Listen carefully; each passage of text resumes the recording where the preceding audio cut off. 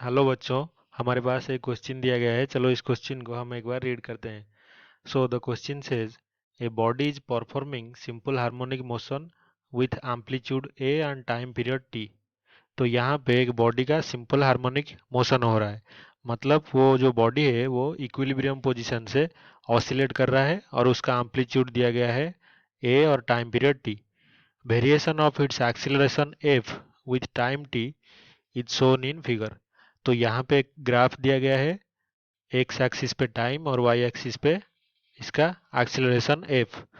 तो इसका ग्राफ से हमें ये पता लगाना है कि if a time T velocity of body is भी। तो अगर टाइम टी पे वेलोसिटी उस बॉडी का भी है तो यहाँ पे which of the following graphs is correct.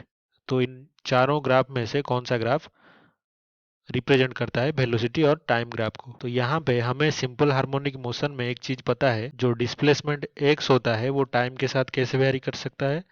X m, x here is maximum amplitude cos omega t plus phi.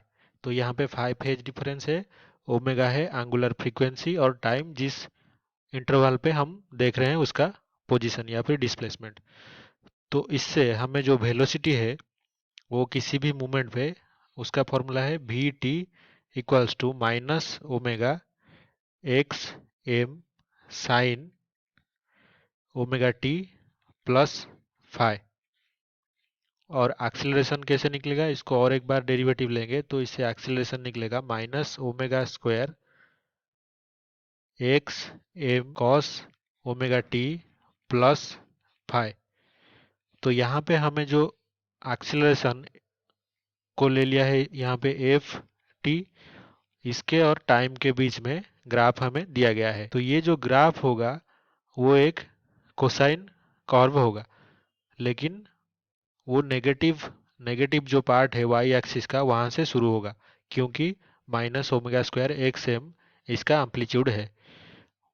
तो यहाँ पे जो ग्राफ है फिगर में दिया गया है तो वो कॉस कॉस कॉस का एक कर्व है और उसका जो भी एम्पलीट्यूड है वो नेगेटिव एक्सिस वाई में शुरू होता है। तो इसी तरह जो वेलोसिटी अगर हम देखें वी टी और उसका टाइम के साथ ग्राफ, तो यहाँ पे भी जो मैग्नीट्यूड है उसका स्टार्टिंग पॉइंट टाइम जीरो पे वो नेगेटिव से शुरू होता है।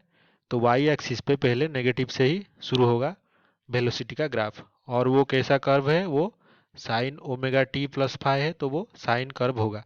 तो साइन साइन जो होता है वो जीरो पे जीरो से स्टार्ट होता है, साइन जीरो जीरो होता है। और साइन जो 90 होता है वो मैक्सिमम होता है। लेकिन यहाँ पे क्योंकि मैग्नीट्यूड इसका नेगेटिव एक्सिस में शुरू होता है तो जो ऑप्शन ए है वो वही ऑप्शन यहाँ पे वेलोसिटी और टाइम को रिप्रेजेंट करेगा सही तरह से। तो आई होप कि आपको ये समझ में आया